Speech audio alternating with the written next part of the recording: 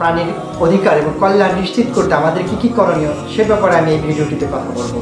তো আপনি জবাই করার সময় আপনি 4টা জিনিস কাটলো কিনা সে ব্যাপারে নিশ্চিত করতে হবে। প্রিয় দর্শক, আপনারা ভালো থাকবেন, সুস্থ থাকবেন, অ্যাগ্রোয়েডের সাথেই থাকবেন। যদি বাঁচে বাজবে সারা বাংলাদেশ, খামারি যদি। সুপ্রিয় দর্শকবৃন্দ, আসসালামু আলাইকুম। আগামীকাল পবিত্র ঈদুল আজহা। আমরা যেমন মানুষের কল্যাণ ও অধিকার নিয়ে সচেষ্ট, একইভাবে আমাদেরকে গবাদি পশুর কল্যাণ ও অধিকার নিশ্চিত করতে হবে। পশু জবাইয়ের আগে ও পরে কিংবা জবাই করার সময় প্রাণী কল্যাণ নিশ্চিত করতে আমাদের কি করণীয় সে ব্যাপারে ভেটেরিনারি মেডিসিন বিশেষজ্ঞ professor doctor M Ariful Islam বলেন। একটা পশুকে কুরবানি দেওয়ার সময় জবাইয়ের আগে ও পরে এবং জবাইয়ের সময় আমাদের তার প্রাণীর অধিকার এবং কল্যাণ নিশ্চিত করতে আমাদের কি করণীয় সে ব্যাপারে আমি এই ভিডিওটিতে কথা বলবো। তো প্রিয় দর্শক, আপনারা যারা গ্রামে আছেন তাদেরকে অবশ্যই কুরবানির দিন জবাই করার আগে কিছু প্রস্তুতি নিতে হবে। আপনাদের অবশ্যই কয়েকটা বড় বড় ছুরি এবং সেগুলো রাখতে হবে এবং সেগুলো ধারালো হতে হবে। ছোট 4-5টা ছুরি রাখতে হবে। আর মাংস কাটার জন্য আপনাদের অবশ্যই কাঠের যে গুঁড়ি এরকম 4-5টা ব্যবস্থা রাখতে হবে।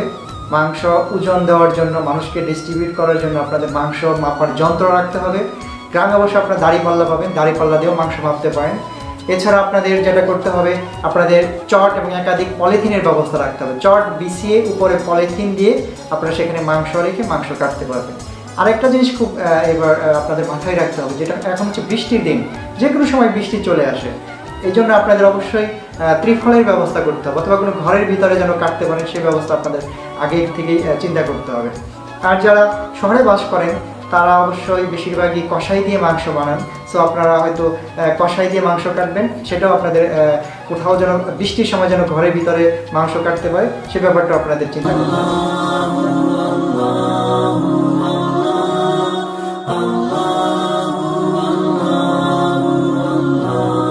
প্রথমত আপনাদের জবাইয়ের পশুকে অবশ্যই 8-10 বা 12 ঘন্টা আগে তার খাবার দেওয়া বন্ধ করতে হবে, কিন্তু পর্যাপ্ত পরিমাণে পানি দিতে হবে এবং পশুকে অবশ্যই গোসল করাতে হবে, সেজন্য অবশ্যই পরিষ্কার পরিচ্ছন্ন হয়। এবং আমরা অবশ্যই কুরবানি ঈদের নামাজ পড়ে এসে তারপরে আমরা কুরবানি দেওয়া শুরু করব। তবে আপনার যার নামে কুরবানি দিবেন সে নিজে যদি জবাই করতে পারেন সেটা হচ্ছে বেস্ট, ভালো। আর যদি নিজে জবাই করতে না পারেন তাহলে অভিজ্ঞ দক্ষ লোক দিয়ে আপনাকে অবশ্যই কুরবানি পশুকে জবাই করতে হবে এবং তার সাথে 4-5 জন শক্তিশালী এবং দক্ষ লোক থাকতে হবে।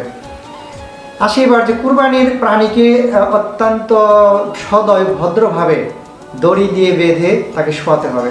শোয়ানোর সময় সে যেন খুব বেশি ভয় না পায় এবং ব্যথা না পায়, এই জিনিসটা আপনাকে নিশ্চিত হইতে হবে। কুরবানির পশুর সাথে অবশ্যই ভালো ব্যবহার করতে হবে এবং সদয় আচরণ করতে হবে, এটাই হচ্ছে প্রাণী কল্যাণ। আরেকটা হচ্ছে জবাইয়ের সময় আপনি আশেপাশে খেয়াল করবেন কোনো ধরনের যেন কুকুর, বিড়াল এগুলো যেন দৌড়াদৌড়ি না করে। অনেক সময় বাচ্চারা দৌড়াদৌড়ি করে রাস্তা দিয়ে, অনেক সময় গাড়ি যাচ্ছে হর্ন বাজাচ্ছে, কেউ মাইক বাজাচ্ছে, এগুলো যেন না হয়।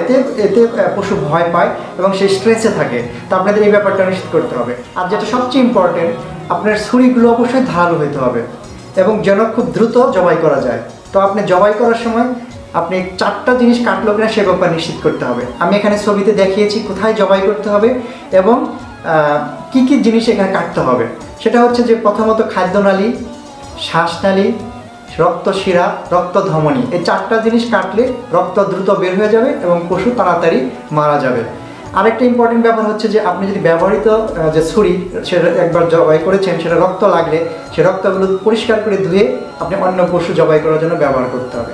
কোনো অবস্থাতেই রক্ত সহ অন্য পশু ব্যবহার করা যাবে না। দেহে প্রাণ নাই এটা নিশ্চিত করতে হবে যে অ্যানিমালটা মারা গিয়েছে কিনা। কারণ আপনি হার্টবিট চেক করতে পারেন, আপনি চোখের আঙ্গুল দিয়ে দেখতে পারেন যে আই কোনো ব্লিঙ্কিং হয় কিনা, এটা আপনাকে দেখতে হবে। কারণ আমাদের আরেকটা জিনিস খেয়াল রাখতে হবে, আমরা কিন্তু জীবিত কোনো প্রাণীকে তার পায়ের রগ কেটে দেব না, এটা আমরা অনেকে করে থাকি। এটা খুবই মানে খারাপ কাজ, যেটা আমাদের করা ঠিক না। যেহেতু তার প্রাণ এখনও বের হয়নি, আপনি কেন তার পায়ের রগ কাটবেন, এটা আসলে ঠিক না।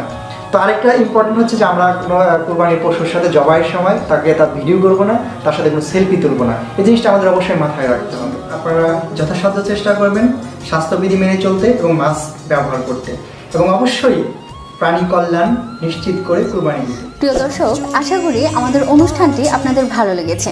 আমাদের অনুষ্ঠানটি যদি আপনাদের ভালো লেগে থাকে অবশ্যই সাবস্ক্রাইব করে আপনাদের বন্ধুদের দেখার সুযোগ করে দেবেন এবং আমাদেরকে উৎসাহিত করবেন। প্রিয় দর্শক, আপনারা ভালো থাকবেন, সুস্থ থাকবেন, অ্যাগ্রোয়েডের সাথেই থাকবেন। আল্লাহ হাফেজ। কৃষক যদি বাঁচে, বাঁচবে সারা বাংলাদেশ। খামারি